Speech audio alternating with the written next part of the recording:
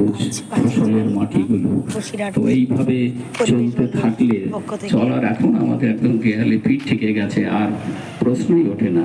সভ্যতার তাগিদে হয়তো কিছু করতে হবে, কিন্তু পাশাপাশি আমাদের অনেক কিছু করণীয় আছে, যেগুলো প্রতিনিয়ত আমরা রেডিও, টিভি, আলোচনা, খবরের কাগজে শুনছি, এবং হয়তো অনেকেই সেই জীবনযাত্রার সামিল হয়েছে।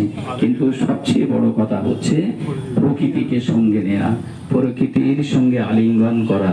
প্রকৃতি কিন্তু এ থেকে আমাদের উদ্ধার করতে পারে। তাই আমরা প্রথম যেটা ভাবি যে বৃক্ষরোপণ, সেই বৃক্ষরোপণের মাধ্যমে আমরা অনেকটাই এটাকে মোকাবিলা করতে পারবো।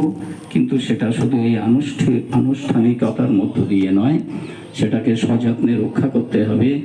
আরো মহিলীয় হয়ে আমাদের সেই পূর্বের মতো রবীন্দ্রনাথের কথা মনে পড়ে, তার সেই উদয়ন, প্রসিসি, যে সমস্ত উদ্ভিদ, তিনি উদ্ভিদ বলতে বলতে কি পঞ্চবটির কথা বলা হয়, সেই বট, অশ্বত্থ,